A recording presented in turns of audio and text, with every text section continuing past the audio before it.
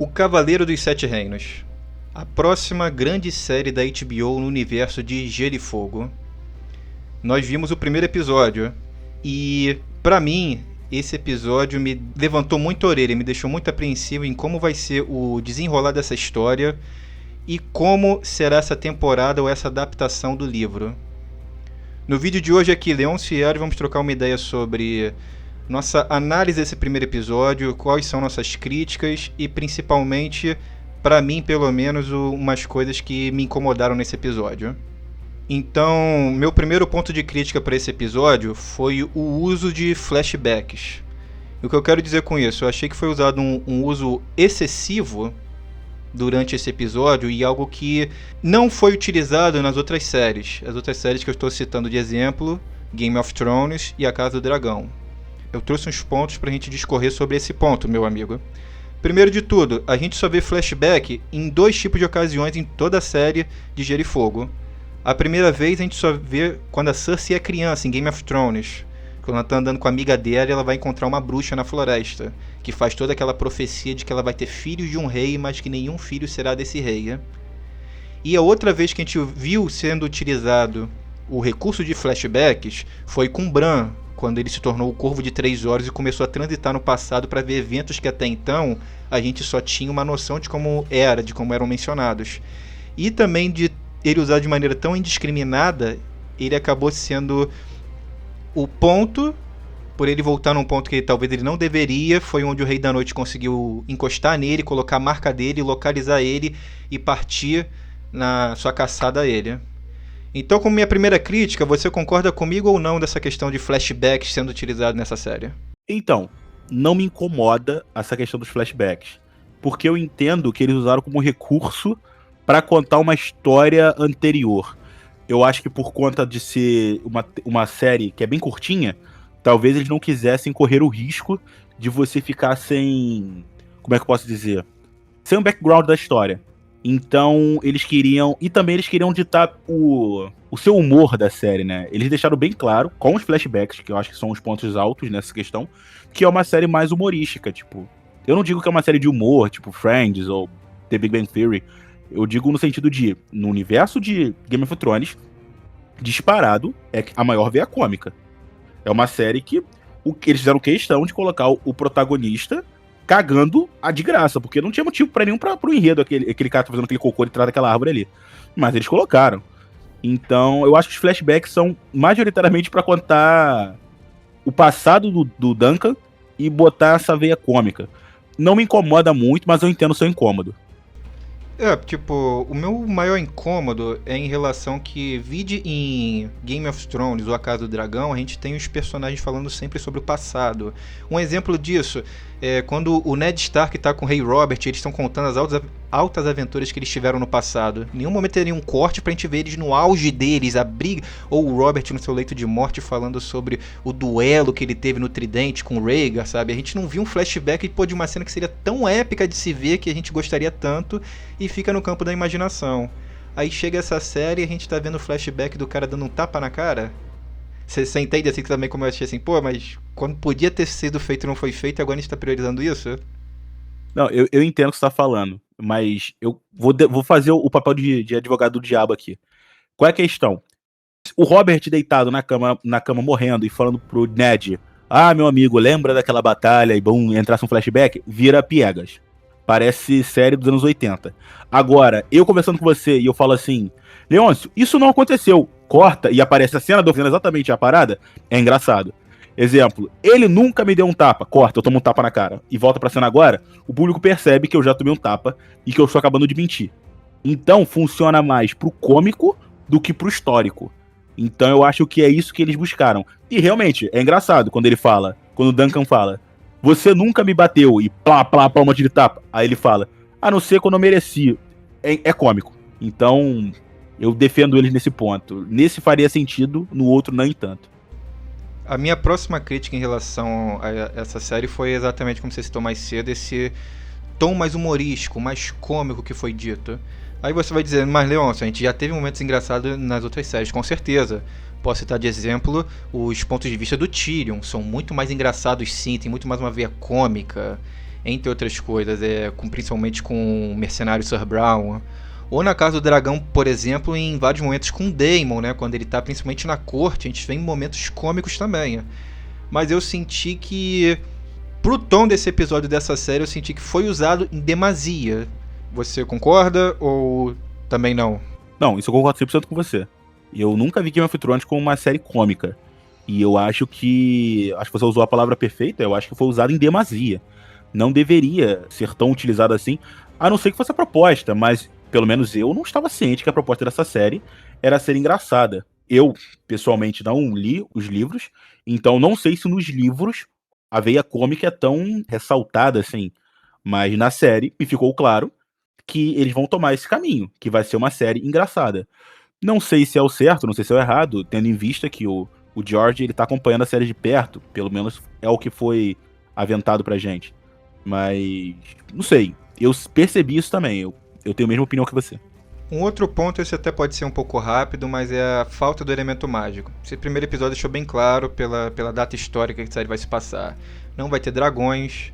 Eles estão muito distantes do norte, então sem vagantes brancos, sem elemento sobrenatural, do elemento mágico dessa série. A menos que apareça algum sacerdote vermelho, que eu não acho que vai aparecer, pelo menos nesse torneio. Não vai aparecer um Taurus de Mir e puxar uma espada flamejante. Isso é só um pouco do meu incômodo, mas de todos os pontos que você está aqui, esse é o menor. Mas o que você acha a respeito? Eu já esperava que não teria tanta magia assim, tendo em vista que os dragões acabaram de sumir. E é o que todo mundo sabe, que quando tem dragões a magia é muito forte, quando não tem dragões a magia dá uma caída. E os dragões acabaram de sumir. E em Game of Thrones, na série, é bem parecido. A magia é muito recorrente porque os dragões aparecem muito cedinho na história. Quando os dragões voltam ao mundo com a Daenerys, a magia volta a aparecer muito afloradamente. Então eu já esperava isso, não me é uma surpresa.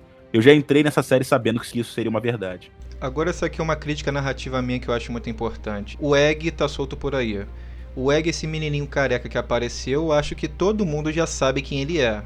Mas, acabando com a graça de algum de vocês, ouvintes, esse Egg vai vir a se tornar o rei Aegon V. E eu tenho uma crítica muito importante. Como um rei, como alguém assim, tava solto, andando por aí, sabe, sem nenhum guarda, sem nenhuma coisa assim. Vamos lá. Aí você vai dizer, não, vamos lá, Leôncio. Talvez ele esteja num arco parecido com o da Arya Stark, né? Ele tá de fugitivo, se escondendo e tal, por isso não tem nenhum guarda, por isso que ele tá assim vivendo no mundo. Beleza, mas vamos lembrar que ele é da família real e tá na linha direta de sucessão ao trono. Ele não é o primeiro, mas ele faz parte da família real. Vamos lá, quando a Arya sumiu, o reino inteiro parou e sabia que ela tinha sumido. Ela era de uma grande casa nobre de Westeros, mas não era da dinastia. O que você imaginaria se, por exemplo, Tommen ou Joffrey sumisse? Os 7 reinos seriam virados de cima para baixo, que a Cersei não ia deixar isso escapar, ou o Tywin. Então, pra mim, é estranho como um membro da família real. Primeiro tá solto, uma criança solto por aí, vídeo que ele tava numa pousada, assim, Cavaleiros Errantes, né, bem assim abaixo da classe. Ele tá cuidando, tá indo atrás de um forasteiro. Isso podia ter dado bem mal pra ele, né? O que podia se desenrolar disso. A gente vê que ele tá escondendo a identidade dele, por isso que ele é careca. Eu acho que é proposital pra não aparecer os cabelos dele. Infelizmente essa série ela tomou a mesma abordagem de Casa do Dragão e Game of Thrones, de não botar os olhos roxos, a característica valeriana que tem nos livros. Eles optaram por não colocar de novo. Então não tem muitas pistas sobre o que ele é, mas me incomoda o fato de ser alguém assim, descendente da família real, um personagem importante, sumiu e não tem nem menção, sabe? Assim, ó, sumiu esse membro, ou uma placa assim de procurado, focar em informação, sabe? Eu tive a mesma estranheza que você, nisso aí a gente concorda 100%, eu acho um absurdo. Gente, tudo bem, Eros, Leôncio, ele é o 5º na linha sucessória. Ele podia ser o 20º, gente. Ele continua tendo sangue. Ele é pro rei e pra rainha, ele é o 20º, a 20ª pessoa no universo de 1 milhão de pessoas. Então, gente, ele, na linha de sucessão, não faz sentido. Ninguém deixa vagar assim.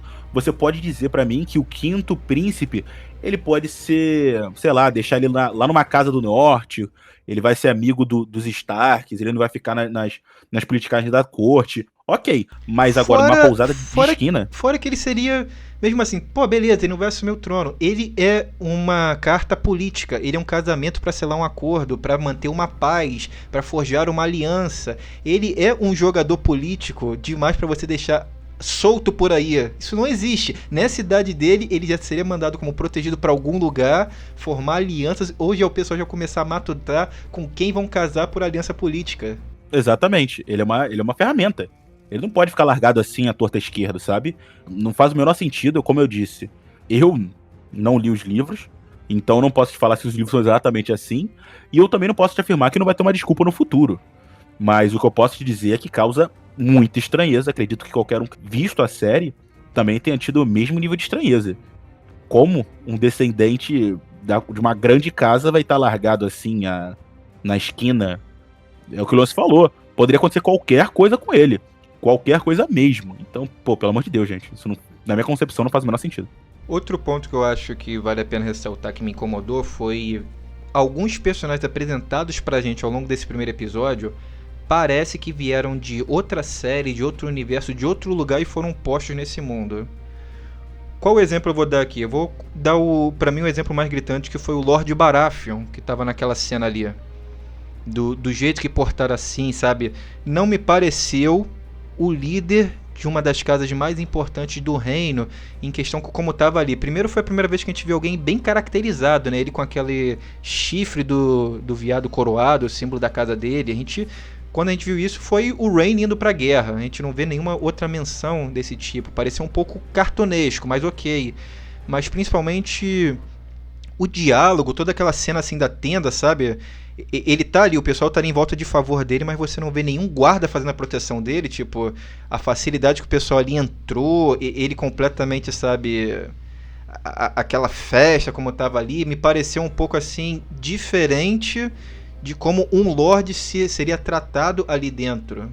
Você concorda? Acha diferente, né? Então, referente a ele especificamente, eu tenho conhecimento. E não me causou muita estranheza, não, porque o personagem é descrito assim.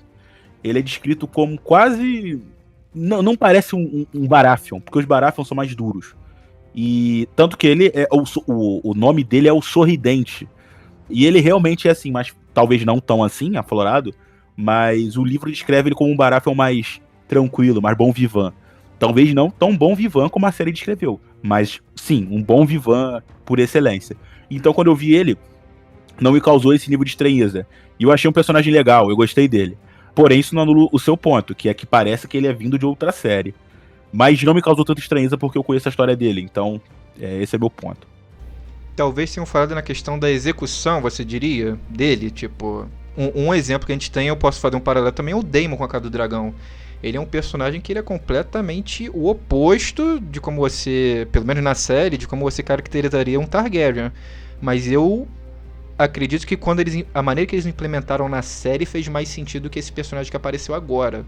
Eu achei que foi muito corrido a maneira que colocarem ali, sabe? Não, isso aí a gente pode concordar. Talvez tenham errado na execução dele. A idealização não foi tão ruim. A questão foi como foi executado. Mas eu vou falar, talvez eu acho que seja uma maneira certa de ver. Eu costumo separar os livros da série, porque há uma experiência muito ruim quando você tenta espelhar muito um no outro. Porque as séries costumam ser bem pior do que os livros das crônicas. Então, eu tô dando uma colher de chá pra todos ali. O que eu não posso entender é o Egg. O Egg, realmente, como a gente disse antes, pra mim não faz o menor sentido. A não ser que a série explique o que aconteceu ali pra um herdeiro da casa tá largado no mundo a moda culha. Eu não vou engolir isso, mas agora... O Baratheon ser um pouco mais bom vivando do que ele realmente deveria ser, eu vou deixar passar. Como ponto final que eu queria trazer do que me incomodou nesse episódio foi a falta de realismo. O que eu quero dizer com isso? Pô, Leôncio, mas isso é uma série de um universo fictício. Eu sei. Deixa eu explicar então. Vou dar um exemplo. A gente viu o Sr. Duncan. Onde ele descansa? Ele dorme no chão. Quando chove, o que ele faz? Ele se abriga numa chuva embaixo da árvore. Então, vamos contextualizar. Você já tentou dormir no chão? Quando você levanta quebrado, morto. Ainda mais ele, alguém que vai lutar, um cavaleiro, e você viu que a vida dele não é fácil. Do tipo, ele tem que trabalhar duro pra conseguir coisas. Então, pô, me desculpa, ele dormia ali no chão, ele ia acordar quebrado, morto. E nessa época, nesse universo, não tem ali um Dorflex, alguma coisa ali pra ele tomar e relaxar. Vide que ele pretende brigar no futuro, participar de um torneio. Ou esse lance assim... Oi. Se você me permite um adendo ainda pra corroborar com a sua crítica. Sim. O Egg, ele fala pra ele, né? Ah, mas a árvore ela não protege de chuva, vai pingar. E ele faz uma brincadeira de ou se pinga. Gente, olha só. Uma das torturas da cultura nórdica era deixar o cara preso com uma goteira eterna na cabeça dele. Porque a gota não deixa você dormir. E é Você não lentamente, dorme. não assim, cair no riacho, não. É de muito em vários segundos só cai uma gota, suficiente pra não deixar você dormir. Então, tipo assim, o fato dele. A brincadeira, tá bom, foi cômico. Ah, ou se goteja. Gente, ou se goteja, você não dorme. Não tem como. Se uma gota de 30 em 30 segundos faz você não dormir, você imagine a noite toda gotejando na sua cabeça. Você não dorme. Pra levantar no dia seguinte e cavalgar com os cavalos, que a gente viu. Você sabe, cavalgar demora, dói, machuca, sabe? Pô, esse personagem estão criando um super-homem pra conseguir sobreviver a todas essas adversidades e ainda assim conseguir participar de um torneio, quiser vencer, né? Parece um tanto assim muito não realista. Tipo, qual o problema de fazer ele montar uma barraquinha? Tem que dizer que ele Não, dorme no chão pra parecer que ele é brabo, fortão, sabe? Não tem porquê. não, eu concordo com você pelo simples fato de não ter o porquê. Porque, exemplo, Game of Thrones, na série, várias e várias vezes as pessoas atravessavam quilômetros em intervalo de horas, né? Um personagem, ele atravessa metade de Westeros em, um episódio, sendo que nesse mesma temporada, o mesmo trajeto demorou 7 episódios pro cara fazer. Não fazia o Às menor vezes sentido. uma temporada, né? Mas aquele final da série a gente descarta. Não, exemplo, não faz o menor sentido, mas eu entendo que, Eros, é por um recurso contando a história, é pra história fluir, não seja tão rígido. Ok, concordo com você 100%, não vou ser tão rígido assim. Agora, gente, uma barraquinha, monta uma barraca pro cara, não há motivos. Recurso de história. Que recurso de história? É o que o Leôncio falou, você quer fazer o cara se parecer um super-homem. E, gente, não tem necessidade. Ele já é um vencedor pela circunstância que ele tá passando, pelo amor de Deus. A minha conclusão que eu chego, vê se você concorda comigo, é tipo assim, é aquela coisa assim. Tem o nome de Game of Thrones, cheira como Game of Thrones, parece que é Game of Thrones, mas mesmo assim, sabe, tem alguma coisa que não tá certa. Eu tive essa impressão ao ver esse episódio, sabe? Parece que foi feito, sei lá, pra outra audiência, ou o tom, assim, tá um pouco diferente do que eu esperaria dentro desse universo. Você concorda ou acha diferente? Eu me senti lendo uma fanfic. Parece que a história é aquela que eu conheço, só que vista do ponto de vista de um fã, e não do próprio escritor. Então eu concordo com você. Não que seja ruim, tá, gente? Eu gosto de algumas fanfics. Mas realmente, não é o tom de Game of Thrones. É o universo, tá ali o Baratheon. Só que, gente, vocês viram alguma vez? Sei lá, o Game of Thrones ele tem alívios cômicos. A Casa do Dragão tem alívios cômicos. Mas não é uma série que tem alívios cômicos de, sei lá, em 5 minutos. E essa tem. Não estou falando que é ruim, tá? Não é uma crítica ser engraçado. Só que, venhamos e convenhamos, é um tom completamente diferente das outras séries. Mas essa então é a ideia que a gente queria trocar com você no vídeo de hoje. Concorda com a gente? Discorda da gente? Comenta aqui embaixo. Não esquece de se inscrever no canal, curtir, que a gente vai trazer mais conteúdo do Cavaleiro dos Sete Reinos. E então a gente se vê no próximo vídeo. Um bom dia, uma boa tarde e uma boa noite a todos. Até breve.